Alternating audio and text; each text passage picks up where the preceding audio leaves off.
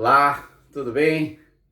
Quero de novo, com vocês aqui refletir sobre a questão da igreja e a política, No último vídeo, quem ainda não acompanhou, nós vamos deixar um link, desse vídeo aqui na descrição. Você pode ir lá assistir e entender melhor, do que nós iniciamos, nessa conversa. E alguns pontos, foram destacados. Eu tive alguns retornos e acho que é importante.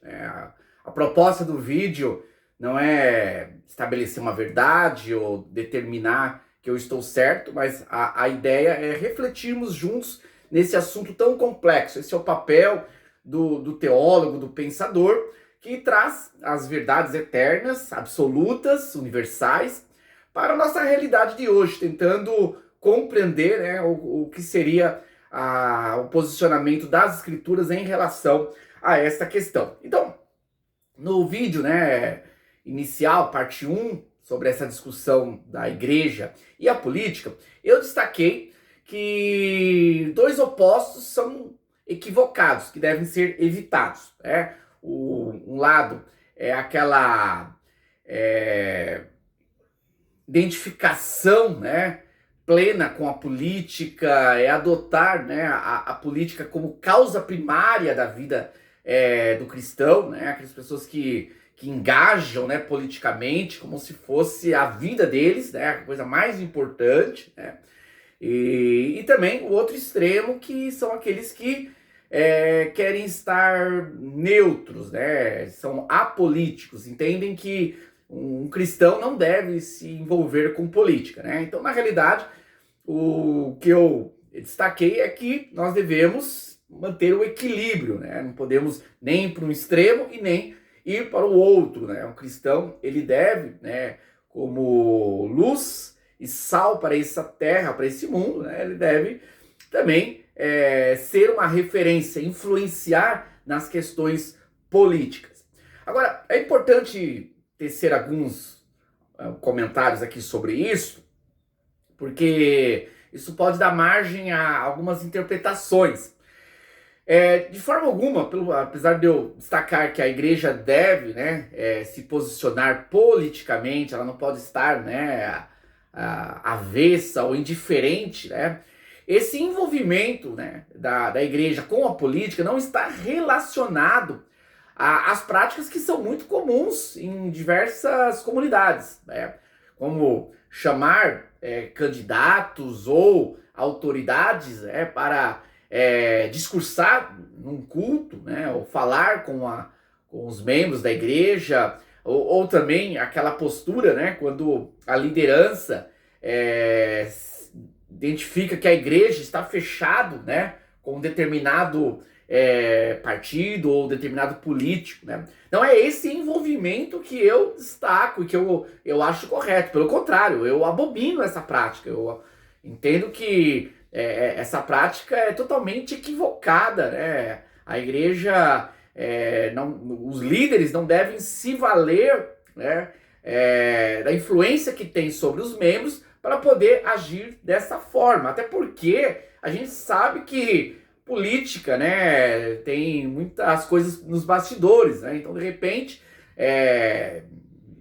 o político ele já dialoga com os líderes, numa troca, Olha, eu quero seu apoio, Em contrapartida, a gente vai ajudar em determinadas coisas e tal. Então, isso é totalmente reprovável, não é desta forma. Pelo contrário, isso envergonha, O envolvimento da igreja desta forma, só envergonha, a comunidade cristã. Então, não é desta forma.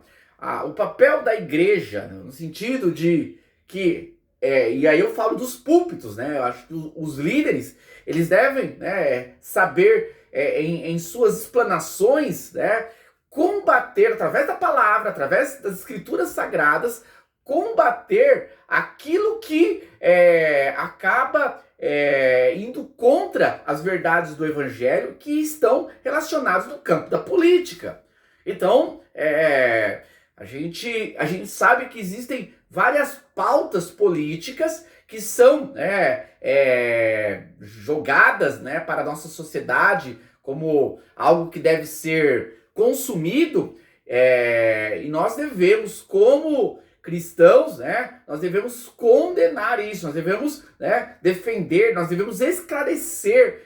Então o pastor, as igrejas, elas devem instruir os seus membros, né, contra aquilo que politicamente é oferecido, é estabelecido e que vai contra o evangelho, que vai contra a igreja, vai contra o que nós cremos como verdade, né, que está revelada nas escrituras. Então, por exemplo, todas essas ideologias que são introduzidas hoje, né, e hoje não, né, já ao longo da história, mas hoje que estão muito disseminadas na nossa sociedade, né, elas devem ser combatidas através dos púlpitos. Então, por exemplo, eu vou dar aqui um exemplo mais claro, é inconcebível um cristão que é simpatizante do comunismo, que é simpatizante do socialismo. Não é questão de opinião, não é questão de... É como se nós falássemos que é viável ou é aceitável um cristão que seja ateu. Se ele é cristão, ele não pode ser ateu, porque são coisas opostas, tá? Então, o marxismo, o socialismo, o comunismo, todo aqui um exemplo prático para a gente poder entender que esse não deve ser, né, aceito pela comunidade cristã. Os cristãos, as igrejas que prezam pelas escrituras, prezam pela verdade, eles não podem aceitar o marxismo com toda a ideologia materialista que aceita, né, somente aquilo que é material e rejeita tudo aquilo que é espiritual, sobrenatural. Então a proposta marxista por si só, ela é contrária à verdade do evangelho, à verdade de Deus, à verdade das escrituras. Então é algo inconcebível. E a gente sabe que, falo como educador, que nas instituições educacionais a ênfase, né, é muito grande em relação, né, às ideias marxistas, né? Então há uma militância muito forte, né? Então a gente é uma forma de isso ir penetrando na sociedade. Então as pessoas vão crescendo e hoje a gente vê adultos que são crentes já há um bom tempo e que acham normal, né? O socialismo, acha que é concebível, né, apoiar esse movimento, defende esse movimento, e a gente sabe que ele é totalmente contrário à fé cristã. O comunismo, ele né, tem como base para sustentação a destruição da religião, a destruição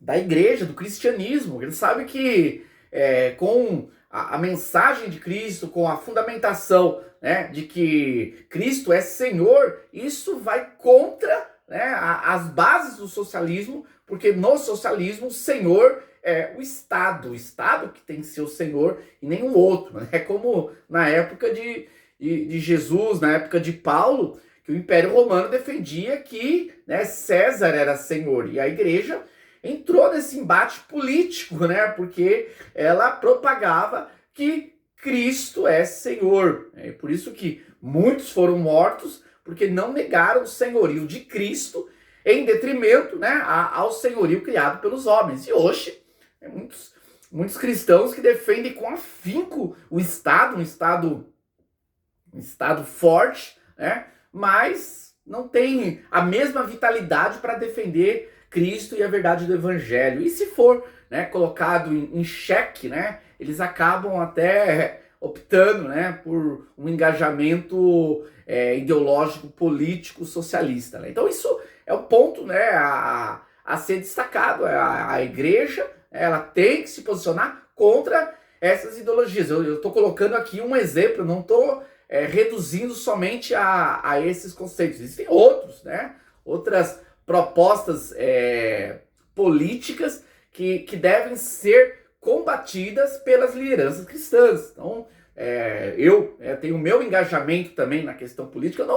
eu não defendo candidato, não defendo partido, não defendo, né? Eu, como cristão, eu combato, né, as posturas políticas, ideológicas, filosóficas que vão contra o evangelho. Então esse é o nosso posicionamento. Então quando a gente entende, né, a questão que a igreja deve se envolver, eu entendo, deve se envolver na edificação dos fiéis, da instrução, na conversa, no diálogo, e tudo isso tem que ser tratado de forma respeitosa, né? Já me perguntaram assim, alguém que é cristão verdadeiro pode ser socialista? De repente ele não sabe ainda bem o que é o socialismo, não sabe ainda bem o que é os fundamentos da fé cristã. Isso não quer dizer que não houve uma obra de salvação na vida dessa pessoa. Então nós precisamos discipular, instruir, doutrinar, orientar. Então esse é o papel da igreja. Muitas pessoas que são adeptas às igrejas trazem ideias, doutrinas, políticas anticristãs, religiosas anticristãs, filosóficas anticristãs, né? Então, o papel da igreja é instruir, tá? Então, eu mesmo tenho um projeto, né, que é um curso que eu dou, né, nas igrejas, no qual eu falo sobre a influência, né, das ideologias e das filosofias que vão contra, né, a fé cristã. Então, nos meus estudos, nas minhas palestras, normal, né, ver como os fiéis eles não têm conhecimento, não têm noção, não entendem dessa área, né, e por isso são presas fáceis, né, dessas falsas ideologias. Portanto, é isso aí, né, acho que nós precisamos avançar nessa discussão, avançar nesse diálogo, né, para que a gente possa trazer aí uma igreja mais sólida, uma igreja que verdadeiramente glorifique ao Senhor, que seja bíblica e que faça diferença na sociedade, né? Uma igreja que seja uma referência, uma igreja que seja realmente sal e luz para um mundo que está em trevas. Deus abençoe, obrigado aí por nos acompanhar nessa reflexão.